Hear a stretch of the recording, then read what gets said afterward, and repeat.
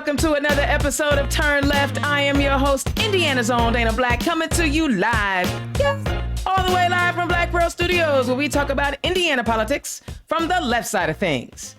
I don't know if you can tell or not, but I have been basking in the sun. I have gotten a little chocolatey. I needed a vacation. I've been away for a little while. I kind of needed to get away and get some vitamin D versus, from nature versus in a pill. And I'm happy about that sun I got. I figure I have the most amazing surname. I might as well live up to it. Yes, I said that.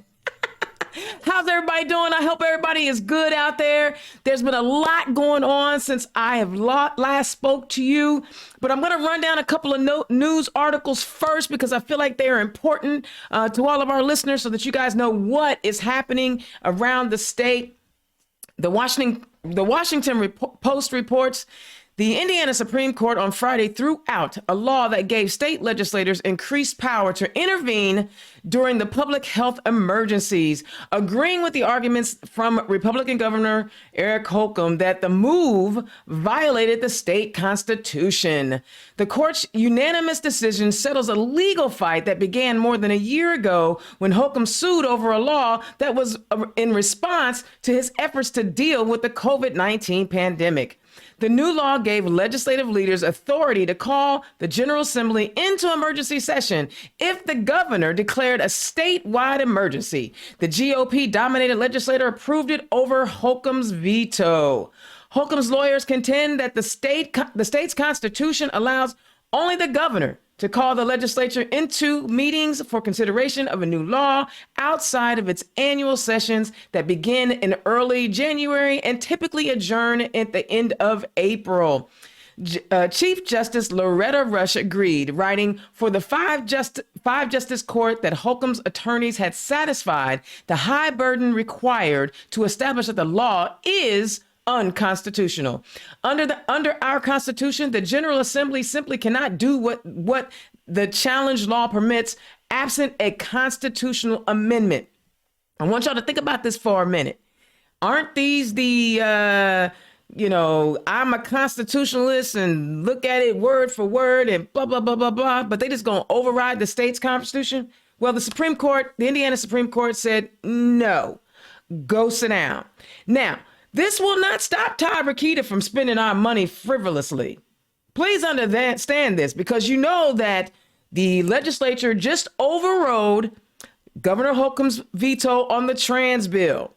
That means we're going to court because the ACLU has already filed a lawsuit. And he's going to fight that vigorously. So while Hoosiers are struggling financially during this crazy inflation that we got going on, that's how Todd Rokita spends your money filing lawsuits. He actually, in the course of these proceedings, tried to suggest that he was the only person that could represent the state. Can you imagine if that were the case? He basically said he was going to supersede and could supersede the governor.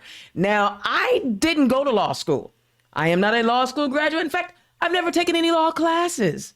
But I do know that him thinking as Attorney General, he had more power than the governor, leads me to believe that maybe he needs to go back to law school or at least go to the Google machine. One of the two, but he needs to do something. So, yay, we're done with that, but I promise you there'll be more lawsuits along the way. Speaking of inflation, Indiana's governor proposed a plan Thursday to tap into the state's growing budget surplus. Notice it says state's growing budget surplus, and send another $225 in payments to taxpayers to provide them with relief amid the worst inflation in 40 years. Governor Holcomb said he would call for a special legislative session, because he can do that now, before the end of June so that lawmakers could take action on this proposal. Now, I think this is fantastic, and I think it's absolutely wonderful. However, and we need that money. I want everybody to get that relief. However, I do know that Senator Melton asked the governor to go into a special session so we can talk about this constitutional carry law that passed. I'm wondering if that's going to happen. I mean, because what could possibly go wrong right? What could possibly go bad with people being able to go out and purchase any type of weapon that they want without some kind of, oh, I don't know, documentation of who they are and who bought it? I mean, you can't even drive a car without a driver's license. You can't do hair. You can't be a cosmetologist or a barber without a license. But you can now, thanks to the Indiana legislature, go out and purchase a weapon of destruction without any type of who's got it, where you got it, tracking of who's got it. Good luck with that. I just think it's horrible. I have your guns, Second Amendment rights, all that good stuff. But your Second Amendment rights should not supersede my right to exist on this planet without harm. But they got it. So maybe he'll call a special session. Senator Melton, don't hold your breath. That's all I can tell you. The NRA and the gun lobby, they are doing their thing. And of course, I said we've been through a lot since I've been gone. First, the mass shooting in Buffalo. I mean, a white supremacist decided that, he alone should be the one to go in and exterminate Black folks in their community. We had a mass shooting in Los Angeles where another minority group was targeted. And then, of course, we had Uvalde where babies. The pro-life people don't care about those babies who lost their lives in Uvalde.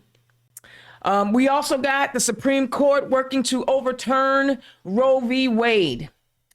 And this is about controlling a woman's body. And we know that there are state legislators that have bills ready to go to restrict you and send you back to the handmaid's tale. But let me give you some statistics, ladies.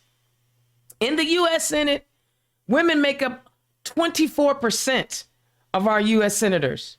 In the U.S. House of Representatives, we make up 27.85% of House of our congressmen.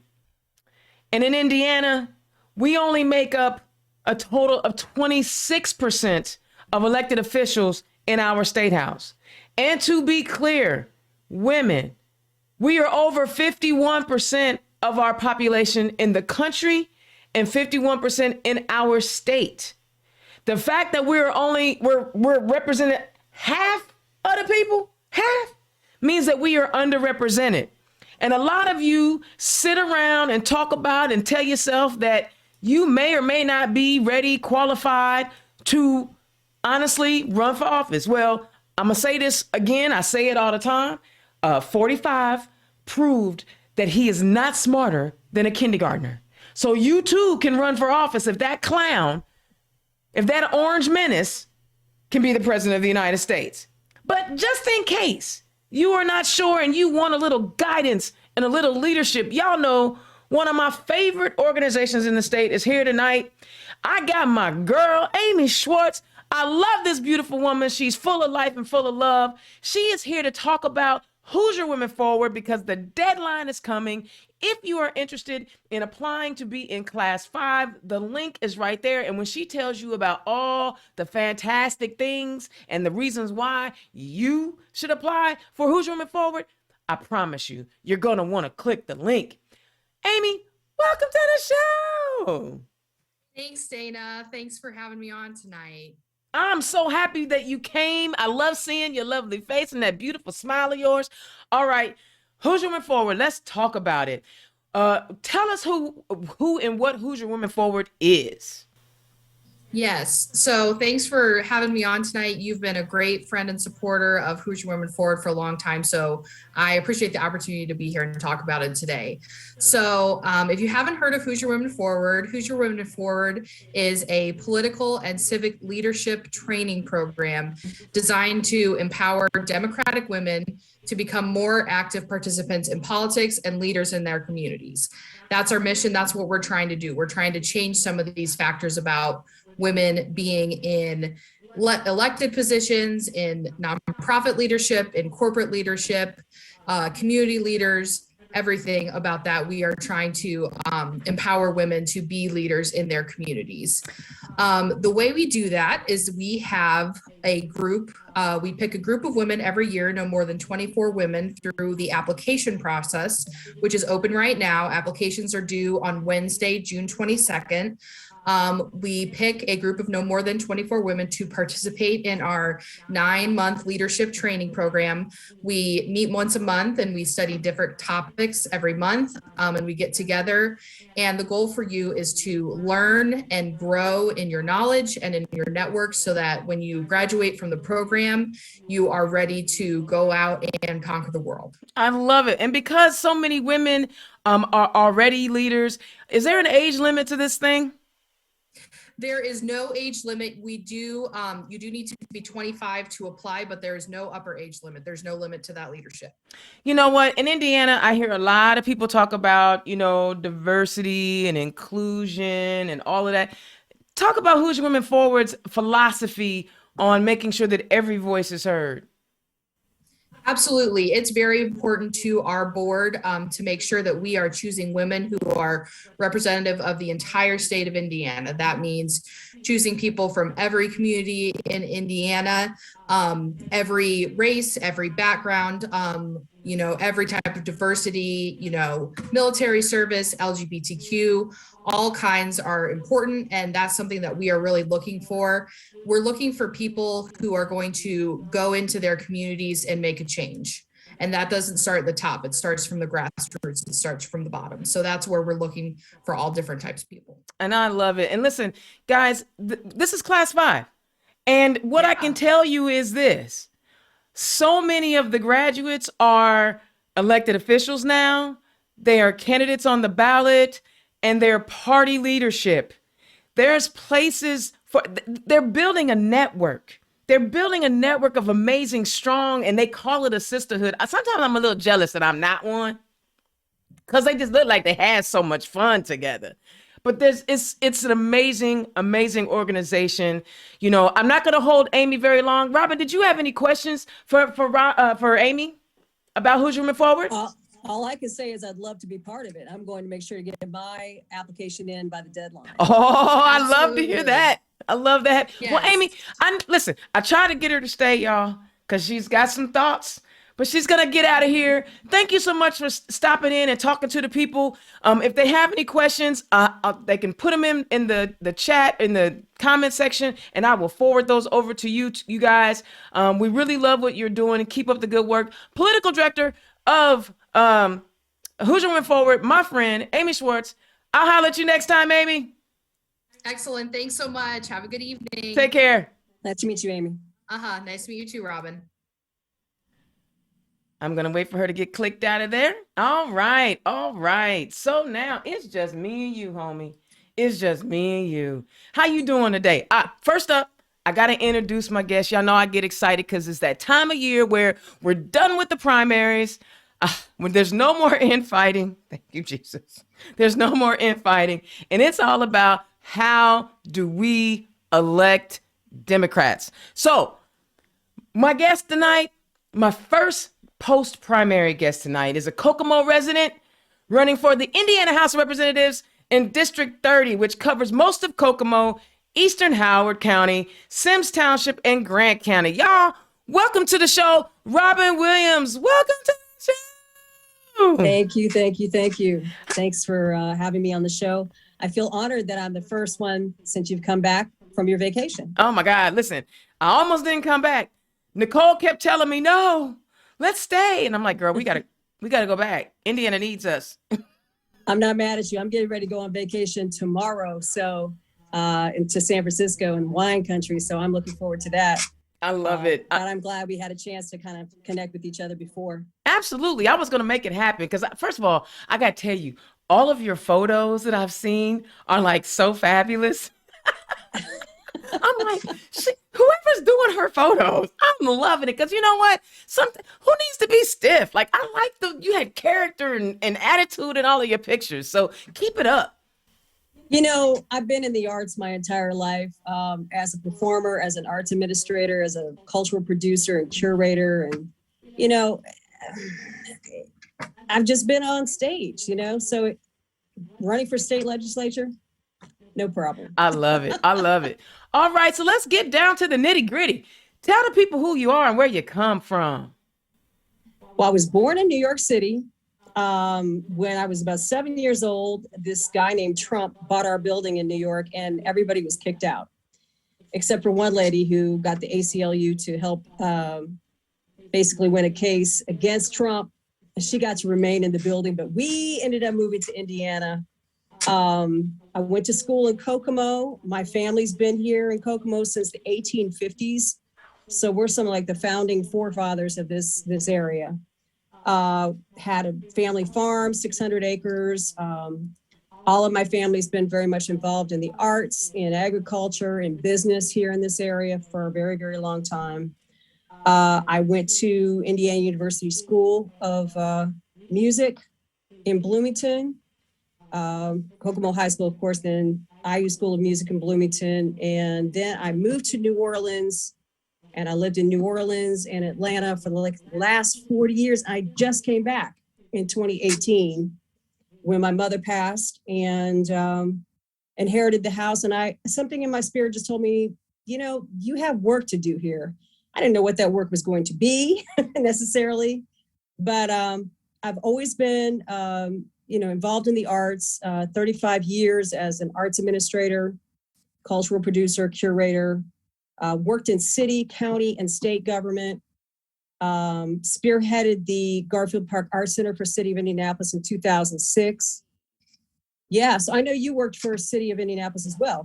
Yes, I did. I worked in the IT department. I was essentially the business analyst for IMPD. Oh, okay. Lots of jokes there. We're going to let that go. I can only imagine. But yeah, so I was with the City of Indianapolis for some time, and then I got called back to New Orleans to spearhead the New Orleans Jazz Institute at University of New Orleans, and that was under the LSU system. So, that's the state of Louisiana. So yes, I'm familiar with city, county, state government, worked in those capacities. I've also worked in the prison system, working with women in the Indiana Women's Prison. So I've always been in touch with, what can the arts do to help transform people's lives? And that kind of what, inspired me to want to also serve in this capacity. My father ran for Congress, 5th District, back in the mid-90s, and he did not make it through his campaign. He died in the middle of his campaign. So that also was a big impetus for me to want to run for office and to kind of take the torch, run with it, and really finish the work that he started, because he was a tremendous influence on my life. He was a news journalist. He worked at the UN. He was bureau chief for Radio Press International way back in the day with Adelaide Stevenson and Uthant and that whole era in the 60s. He always had me involved and knowledgeable about what was going on in the world. And so, I'm taking Daddy's torch and I'm running with it, and I'm running for state representative here in Kokomo and Howard County. I love that. And see, I'm a daddy's girl too. So, I you get it. the way you said it, I could tell you were a daddy's girl. The way you just even said daddy did this, that. I mean, really, I people often wonder why I dress the way I do. I tell them all the time, I get it from my daddy. Of course. You got that style and that profile. Man, listen, y'all should have met Buggy, honey. Buggy was the man, okay? Buggy, really? Running for office is never easy, right? I know that you worked in government, but you want to continue to work, but a lot of people say they want to continue to work, but what was it inside your core that said, I gotta do this? I have a passion for people. I want to see people that don't have a voice have a voice. I need to represent people that don't have the means, they're disenfranchised, they're not being heard. Those are the people that I've always been interested in advocating for. And I've done that through the arts. The arts are definitely a reflection of the human experience, and the human experience is greatly informed by politics. So, people say we don't get the connection between the arts and politics. And I'm like, there's definitely a connection, you know? And then I have to kind of explain to them in that fashion. And then they kind of understand where I'm coming from.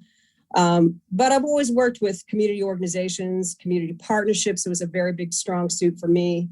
And so this is just another creative way. I think that I have a creative approach.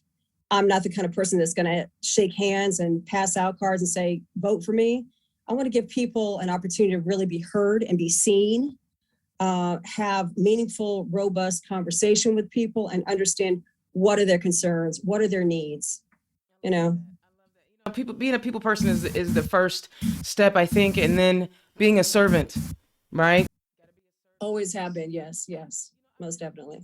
Of events that happened over the last few weeks, a lot that has impacted me personally. You know, how safe am I going to the grocery store?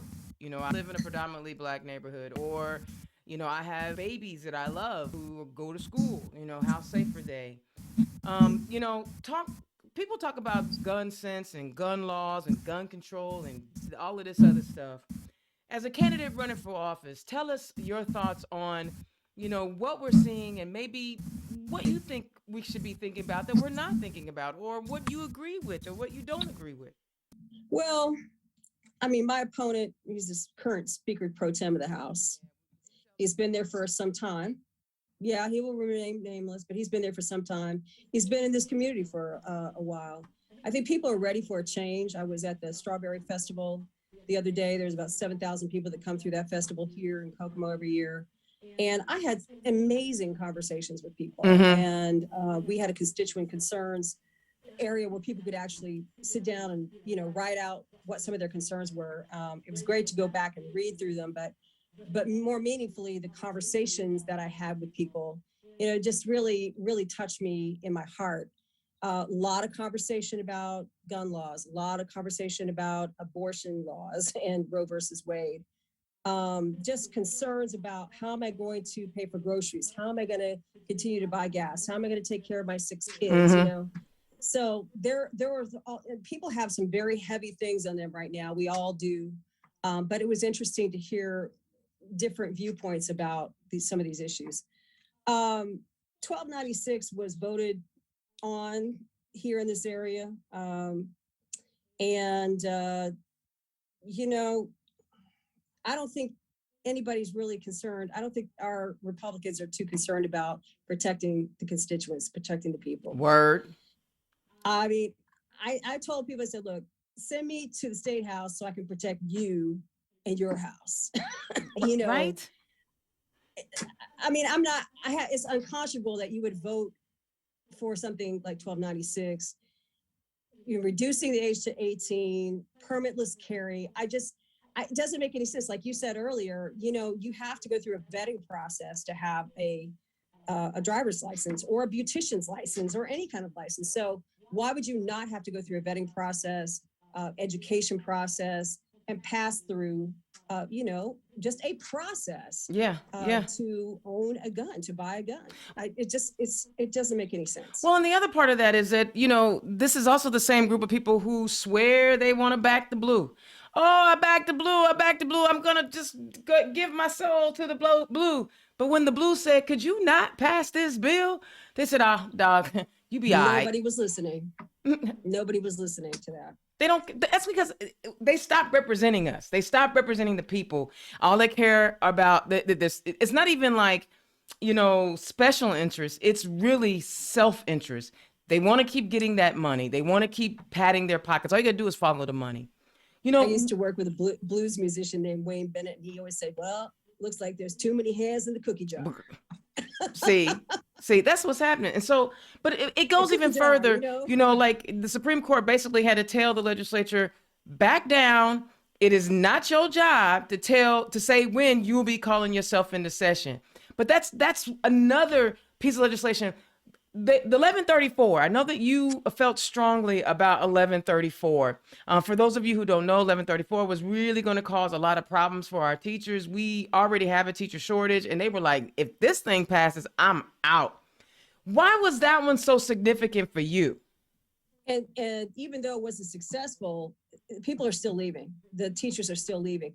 It's significant for me because I'm an educator as well. I spearheaded arts programs in Indianapolis, and we train teachers to meet curriculum standards. Well, I think that's important for teachers to understand how to meet standards, but they also have to have some autonomy, some creativity to kind of teach in a way that they feel passionate about. They need to feel empowered to teach and not imprisoned by politics. Right. So, as someone who's trained teachers and has worked with educators my entire life, from kindergarten all the way up to college level, I just can't imagine what people are going through right now and wanting to go, back to the classroom, or even considering not going back to the classroom at all, just because of the things that are happening. I saw something the other day was really interesting. It said, there were pictures of Ruby Bridges going to school in New Orleans, right? And the same grandparents now that were throwing rocks at Ruby want to make sure that their grandkids don't learn about them throwing rocks at Ruby. Right. It's crazy. We were down in Little Rock. We can't teach history anymore. We can't teach what's happened in the world and how it's affected what's going on now. I mean, it's just amazing to me. It is. Nick and I were just down in Little Rock, and I went to Central High School. You got to do the Central Rock 9 and seeing, first of all, the building itself is incredibly beautiful. Like, how like you see the pictures of it and you're like, that ain't no real high school. No, it was a for real high school, and it is so beautiful. The grounds are beautiful, and obviously now, because it's infamous but famous all at the same time, right? And the pride that people in Little Rock take in, their footprint on moving Indiana forward. A lot of it. I feel you on the fact that these folks are like, the Pilgrims landed, the Native Americans taught them how to survive on the land, and then poof. The Native Americans just decided to go on a spaceship to Mars because they don't explain where they went, or they don't explain how, the country was built, or how cotton became king, right? Let me share a little story with you. All right. In New Orleans, I had I got married to a biracial man who's a great jazz musician. We had a beautiful multiracial daughter. At 3 years old, she went to a Catholic school in New Orleans, and it was Thanksgiving, and it was time for them to do their little play or whatever their little drama thing was going to be. And she came home and she was crying. I said, Colette, what's the problem? She says, well, they want me to be a pilgrim, and I don't want to be a pilgrim. I want to be an Indian. Hey. And I got a call from the teacher. Now she's 3, okay? I got a call from the teacher. She says, well, we're having a problem with Colette. And I said, well, I kind of heard some of it. And she goes, well, she told all the kids that the Pilgrims killed the Indians. Yeah. They don't want to hear that. And I was like, you're 3 and you already know the history. Why? Because your dad is half Native American. So of course he's going to explain even at 3 or 4, the real history. And did you ask the teacher, where's the lie? She said, well, we just don't know what to do with her. And I said, well, I think what you need to do is let her be an Indian for this particular drama and this particular activity, but understand that not everybody goes along with the narrative that you have presented there, and that, we teach real cultural lessons to our child. I love it. And see, I'm listening to you talk about your love of the arts and your love of music. Music is that universal language, right? It is the thing that brings people together. I often do surveys on who's your favorite blue-eyed soul brother. You know what I'm saying? Or who doesn't like Eminem, right? So there's crossover in music in ways that we wish we had in other areas of our culture. Like Silk Sonic right now, which is my favorite group right now, is essentially someone from Hawaii and a brother from Oakland, and they done got together, and these are 2 different cultures creating this amazing music together. And I love that you talk about how you took your arts into the criminal justice system. What made you do my that? God. Most people are scared. What made you do that? Well, a friend of mine told me, well, they suggested that I go in. When I first got back here, I was working on an exhibition project based on my book. It's called Rhythm, Ritual, and Resistance, Africa is Alive in the Black Indians of New Orleans. And I did like 20 years of research. I have a master's in ethnomusicology, Hey. which is kind of like the study of world music and culture. And so, and exactly, how does music reflect cultures from around the world, and how does it bring, disparate people together? So, I mean, I'm very passionate about this subject, but the Black Indians in New Orleans have carried on 400 years of masquerade traditions from Africa. And so, and it's, it's an amazing thing because you see it on the streets of New Orleans every year at Mardi Gras, and it's just absolutely stunning. But I wrote a book about these sort of African cultural retentions, right? And so the Center for Black Culture and Literature in Indianapolis asked me to create an exhibition based on the book, which we had just installed at the Smithsonian Institution Library. And so I was there working on that project. And then a friend of mine said, hey, they need somebody to teach art in the prison system. And she said, do you want to do it? And I said, yes, definitely working with women. Yes, I do. What a great opportunity.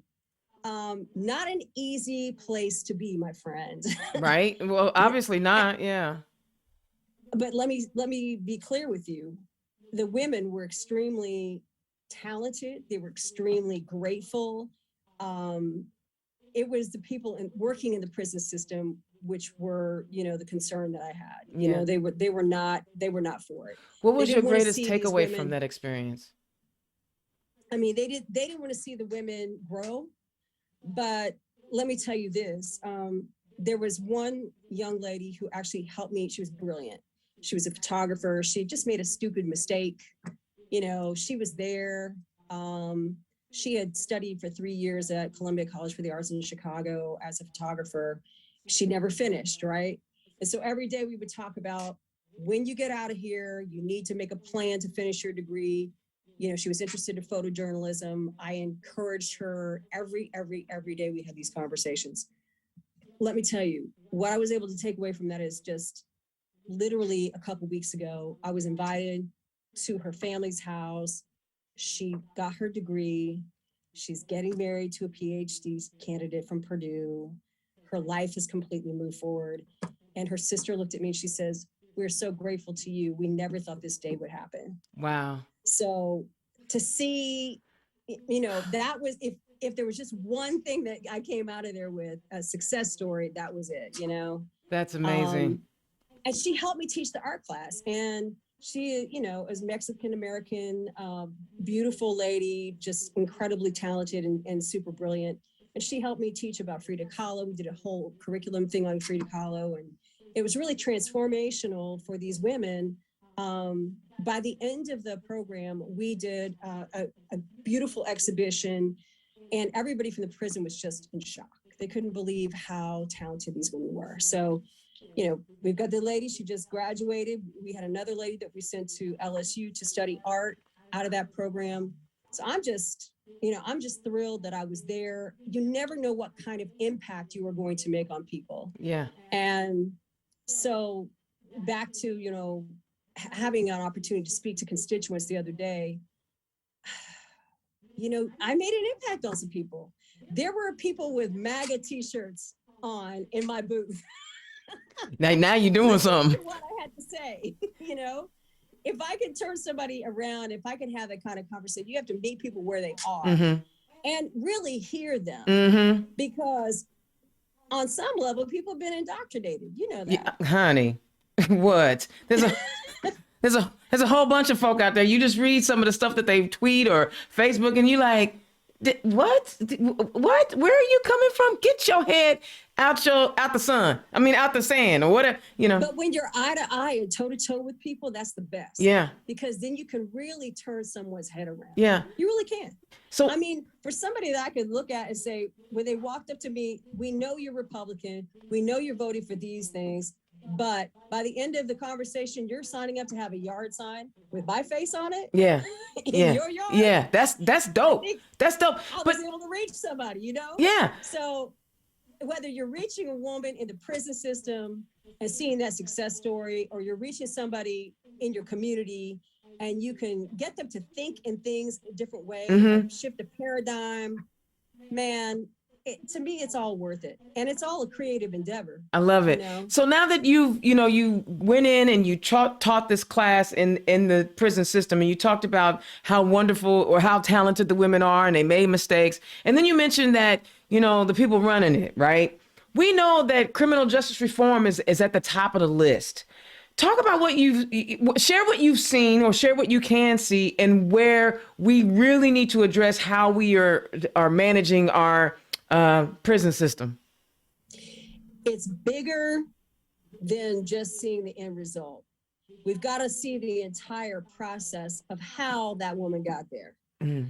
And what I do know about my community here is we've got terrible issues in drug addiction, and they're trying to build more recovery centers, but I don't really see how it's really making an impact on the men and the women who are going through these issues. I'm not seeing it. Right. And then a lot of these women end up going back into the prison system. There's just not enough of a system set up for people to be successful. Right. So, and there's a ton of money, okay, especially from this Recovery Act money. Come on now. Going into building these new centers. Like a Democrat. The READY funding, which has been rebranded by the Republicans in this state, okay, but it really came through the Democrats, but it's been rebranded to make them think that they're the big saviors here. So yeah, you know what I'm talking about. I do. These folks, Yes. they but that's why we have to have legislators that understand what to do with the tools that we have. There's lots of tools out there, but a lot of people don't want to implement them because it's a waste of time, or they feel like it's a waste of time, or they feel like it's a waste of their energy, and they don't want to give up any energy for other humans. But that's the whole point of legislating, right? And in the House and Senate, we saw a lot of crap bills come out, and we saw where the will of a few outweigh the will of the many, because who's being represented and who's not being represented. But when you're out there on the stump and you're telling your story, what are the three main issues your three main campaign issues that you're talking to about with your constituents while you're out there and hitting the streets? Well, I think the first one is education. All right. And so we've got to reimagine what education is supposed to be and how it is going to serve our kids. Okay. What are we really teaching them? If we've got young people that are 18 years old that are immediately going out and buying guns and shooting everybody up, that means they've got some kind of indoctrination that's happening. I'm just, if they have no understanding from whence they come and the history of the world and the history of society, then they're not going to have any grounding or no foundation to work from. Mm-hmm. If then they're ripe for indoctrination. And so we got to change that. So you mean there's more than reading, writing, and arithmetic? Social studies are super important. Learning how to live in the world that we're in is super important. But understanding and getting that history. I'm a history buff. I've written a book on history. Right. I just think that the social studies piece is extremely important. Civics. And I'm gonna ask an obvious question before you get to your other 2 points. And I imagine you're going to jump on this something good. How important is it to have the arts and creativity in school? Because those are always the first programs that get cut. Music, gym, art. How important do you think those activities are for students?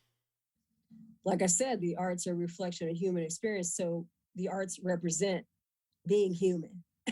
Okay.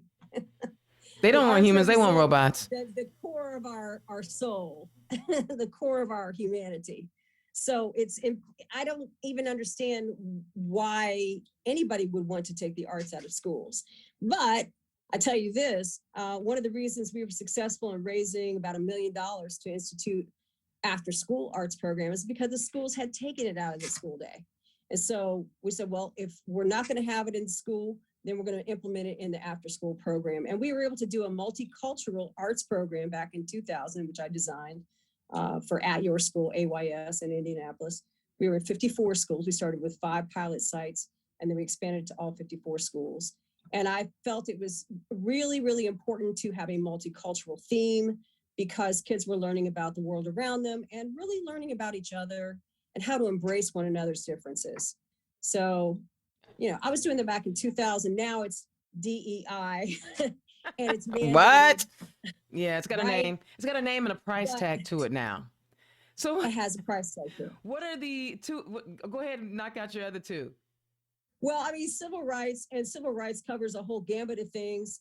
When we look at LGBTQ, TIA, whatever, all of the above. The alphabet soup, honey. I'm okay with that. That's rooted in civil rights. The civil rights movement, except you have been able to take it and expand it and really get it out there in a different way. But I lived in Atlanta for some time. I was really blessed to be around people like Stacey Abrams and Andrew Young and C.T. Vivian and, people who really were stalwarts historically and now contemporarily in civil rights movement. And so I learned a lot from that. Got to write for the SCLC magazine. SCLC is King's Legacy organization in Atlanta. And so civil rights is a very big, important thing to me. Again, representing people who do not necessarily have a voice, who need someone to advocate, who need somebody to be in the legislature to, make sure that, these things are protecting them. Then also for veterans and definitely women's rights.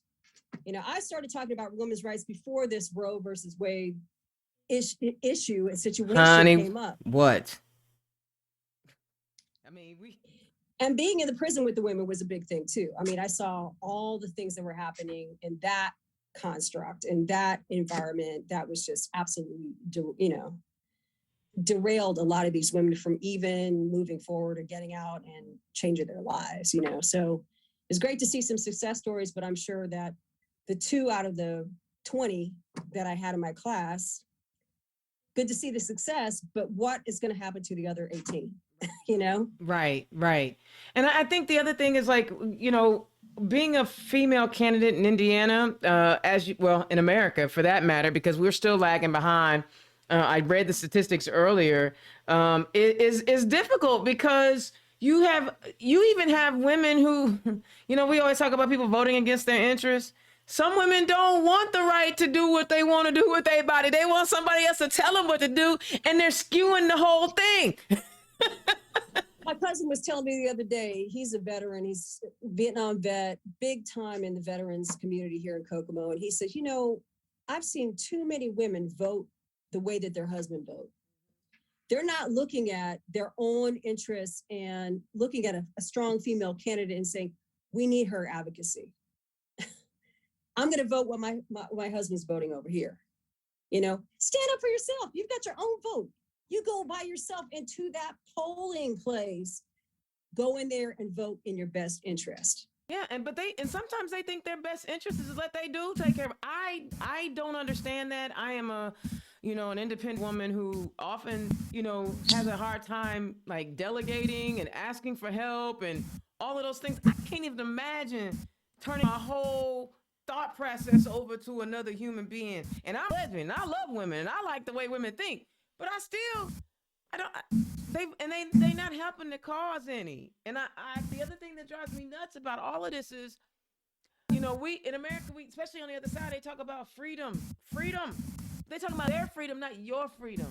And it just drives me nuts. Like, so I can't have what you have. I can't get down with what you getting down with. I can only I can't have my freedom. You can have your freedom, but I can't have my freedom. Every woman, you said something about The Handmaid's Tale. I've been watching that show, And it's just amazing to me because they start making the show back in 2016, Yeah. 2017, maybe. Yeah. A lot of these things that we see in the show, I mean, to the extreme, obviously, but those things are starting to happen. It's crazy. But we knew it was going to happen because too many people want power and they want to control power. And I just think it's really, really frustrating that I have to sit up and have a conversation about autonomy over my own body. Because see, the thing is this, if they can tell you and they can mandate you must have a baby, there's going to be somebody mandating that you are not allowed to have a baby. So because it swings both ways. Please, trust, know, and believe. It's coming back the other way. And that is that's what it's about. Body autonomy. If you can tell me I must have a baby, then you feel like you have the right to tell me I can't have a baby. And how dare you? Because look at, we lesbians and gay men are having babies every day. Because see, in their mind, homosexuals really ain't supposed to be able to be together if you can't make a baby. Well, we done showed you science is an amazing thing and we can make babies. In fact, if I want, I could, well, not me personally, but if I wanted to, I could carry my girlfriend's baby. It's just that simple. Science is amazing. They always act like we can't make babies, like we don't have the same anatomy as straight people. But those are the things that I worry about. And they coming for gay marriage. They coming for all these other things. I'm just gonna shut up. All right. So I had a lady who had the 6 kids, right? And she says, well, I can't believe that, you would be for abortion. I said, I'm not saying I'm for abortion. I'm for choice. I'm for your body, your choice. Well, I didn't take the vaccine, she said. I said, well, that was your body, your choice. You chose not to take the vaccine. You chose to have all those 6 kids. Right? That was your body, your choice. It was your choice to have the 6 kids. And you're happy with that. So it's my choice not to have a child if it's going to endanger me in some way, or it's just my choice. Exactly. Period. And then to not have exceptions. Once I shifted that whole lens of understanding for her, she got it. See, and the fact that you don't even want to have exceptions for rape and incest. What? See, okay, people going to be mad when I say this. They're going to be real mad when I say this. But we have a man problem. Nobody wants to call it out, but we got a man problem. We got men who feel like they need to go and shoot up everything because I haven't seen a female mass shooter yet. It may have happened and I don't know about it, but a school shooting, they all been dudes. They've been young dudes. And the last time I checked, women raping women don't make women pregnant. So we have a dude problem, and I'm gonna need my real dudes, the real fellas that are really about it, to get your boys in check, because they're wreaking havoc on our society. But they should not be making those decisions. That's why we need more women in the state house. Yeah, absolutely. Okay? More women in the state house. We need to be there to be tenacious about it and make sure that our voices are heard in this process. If this gets overturned, which it probably will, okay, Roe versus Wade is overturned, then it means that the states are going to make these decisions individually. Absolutely. And it's scary indeed. All right, so the other thing is Senator Braun. Did you see Senator Braun talking about interracial marriage? And of course, that touched me to the core. I wrote an article for the New York Times in 2017 about interracial marriage and about this, the 50th anniversary of Supreme Court decision, Loving versus State of Virginia. So I wrote an article about that. We're going to bring him to speak at my place of employment. I told him that I was not particularly happy about that. It was a personal thing for me. I wanted to recuse myself from being at the event, and they were not pleased with me about that. So I'm like, you got to understand, you're going to bring somebody in here who's talking about reversing something that's been done for a long time, wants to take us all the way back to the 1960s, So it's like, and he got his own problems. He got his own problems with his his FEC filings that are all messed up. He got it. I mean, he can't even do his accounting right, but he want to tell us what to do with our bodies, right? he is just an example of the entire thought process that is surrounding our lawmaking in this state. Yes. Okay. And this country. My next question. This is a good one, right? You win the election in November. You at Org Day in late November, early December. What is the first piece of legislation you either write or sign on to? Well, I had an experience the other day. There was an older woman that came up to me. She was in a wheelchair, and she said, "Will you take a walk with me?" And luckily I had somebody in the booth with me, and I said, "Let me take a walk with her. She has something she wants to tell me." And we started going down the street here in downtown Kokomo, and she said, "Do you see that place right there?" And I said, "Yes." She says, "I can't go in there. I don't have access to it." So she started talking about ADA accessibility. I know this is a problem all over our state, but it's not being addressed. There are no regulations being put in place within my district, obviously, because there are too many places.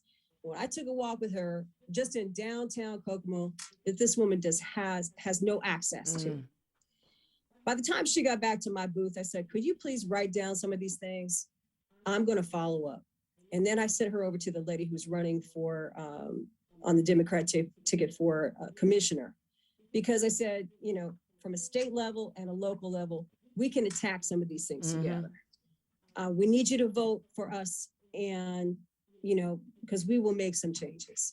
So I think that's something. I know it's not within the realm of what's the hot topics right now, but she was in tears by the time she got back to the booth. Wow. She was in tears when she was sitting there writing about her, her challenges. And when you're not in that situation and you don't think about, you do notice things, obviously. I've written grants for ADA accessibility for arts organizations. But just to walk around the square and she pointed at all the places she has no access to, that really resonated with me for some reason. I just said, okay, when I get there, I need to start doing something. I love it. And the ADA community is special to me, and for multiple reasons. I was in a relationship with an individual who had mobility issues and saw for 11 years what it was like having to, not just, the difficulties in finding parking spaces or jackasses parking in the stripe space. Right. It's true story. It was an accident. So it was cold. And when you're in those wheelchairs, going through that cold air cuts, right? And so we were in the grocery store, and I was like, I'm gonna go ahead and open up the ramp so that she can, wheel on in and won't be that cold. I opened up the ramp without looking, and there was a Porsche next to it. They had parked in the stripe lane. We're in the handicap parking spot, and the stripe lane for the ramps to come out. They had parked their vehicle right there. I didn't see it because I was inside, and I was like, I'm gonna go ahead and open this up so she can. Oops, you shouldn't have been there, but Wow. But I learned ADA, and then I also did a rally for the deaf community, because I was like, I don't know what to do until I got out there and I saw all the signs, and they were talking about access and equality and opportunity. I'm like, shit, they want the same thing I want, right? So it was really easy. So yeah, ADA I'm a fan. So if you need somebody to help hype that up, you let me know, because you're gonna win. The lady, she touched me. She touched me, and I told her, I said, look, I promise you that when I get in here, I'm going to do something. I love it. So that's definitely number one on my list right now. I love it. All right. Yeah. So we've come pretty much to the end of the show. This is a great conversation. I hope that you and I get a chance to talk some more, because Kokomo ain't but up the street. And since, you a friend of Abby Smith's, I know you cool. Right. I want to sit down and talk to you some more, because I feel like you're the kind of voice in our state that we need.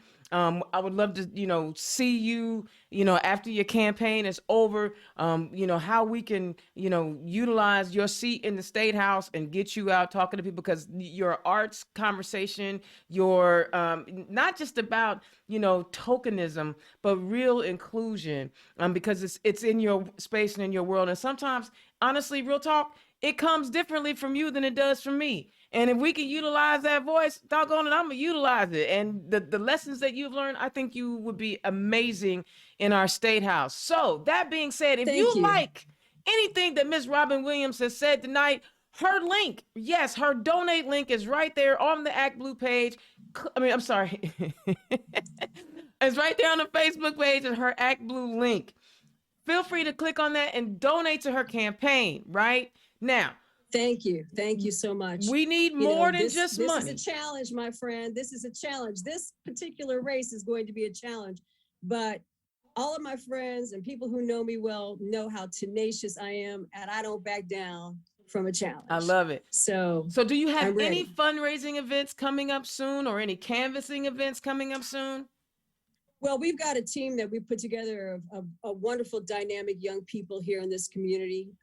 We do plan on having a fundraiser soon, and I will share that information. Hopefully you can disseminate it out to your audience. I know the Democratic Party is planning on something because we do have some women running. We've got Lisa Washington running for commissioner. Of course, Janine Lee Lake is running for a 5th District Congress seat. So I've already reached out to her to have her come back on the show. Right, exactly. So we've got some really strong women with some really amplified voices in this community. And it's time to kind of, batten down the hatches and lock arms and really, present a consolidated front. I love it. And where can the people find you?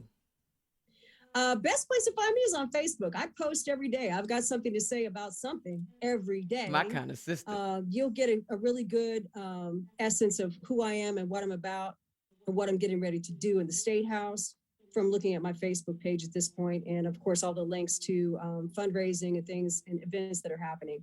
I love it. You know what? Good luck to you. I'm so certain much. I'll see you, down towards the end of the year, towards election time. Like I said, it's not easy being the first person after the primary. You think it's cool, but like you got all the way to November. It'll be here quick, but you were the first There's one. a lot of work to do, my friend. You know that. Right? It's every day, all day. Thank you so much for joining us here on Thank Turn you. Left. All right, y'all, listen.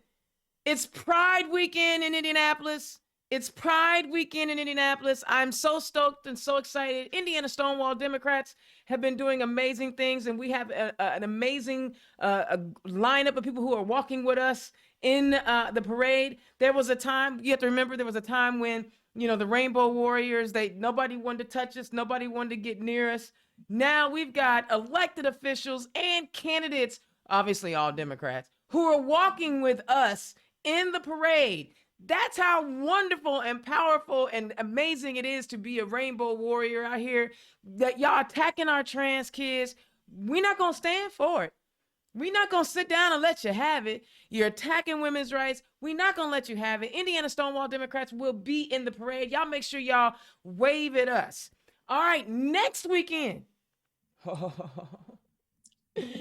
Outside of my birthday, election day, primary election day, it's big damn weekend. Listen, this is when we have our state convention. If you have not gotten your tickets for the HH dinner, it's the huge fundraiser. Get your tickets, come hang out. If you're a delegate, I look forward to seeing you at the convention. There's so much that's going to be happening. I am so excited about Big Dim Weekend, but even more importantly, I just got through bragging on Indiana Stonewall Democrats. We are bringing down from Minneapolis my good friend and the first trans president of any council in the country, Councilwoman Andrea Jenkins. You guys are going to hear from this warrior and the work that she's been doing. So make sure you get your tickets. We're going to be at Cafe Patachu on June 18th after the convention's over, right? From from 5:30 to 7:30. So make sure you guys come and hang out with Stonewall, have a cocktail, and meet this amazing leader who, in Minneapolis, they doing things like they talked about police reform. They elected the people that could write police reform. She is a part of that group, and I cannot wait. So listen, summer's heating up. I'm bringing you back candidates. I ain't gonna lie. I went on vacation. I went on vacation. I'm still apologizing to people that I owe emails to, but I will have a full lineup of candidates. And if there's somebody that you think I should bring on the show that you don't think I've reached out to, slip it in my box so I can reach out to them, because I'm doing all levels of government. There's no office too big, no office too small. We want to make sure that any candidate, any Democratic candidate that wants to get on the ballot, it's on the ballot and wants to come on the show, you can hear from them, you can support them, because you know what? It starts at the ground level, grassroots level. We have got to start taking care of township boards, school boards, and council seats, right? Township trustees. Those are the offices that we have to start at. We start at the grassroots level and make sure that we build it up. And that's how we become a strong state party. We're getting there, but we just got to put the work in. And it's not a sprint, and it's more than a marathon. This is a journey. Right. All right? This is a journey. Right. And human lives are at stake, and I want you all to take it as seriously as I do, but have some fun with it. Come on now, have some fun. Indiana's own Dana Black, Turn Left. Thank you so much for tuning in. I will holler at y'all next week. Peace. Turn Left is the property of Black Pearl IT Solutions. Executive producer, Indiana's own Dana Black. Music by www.bensound.com.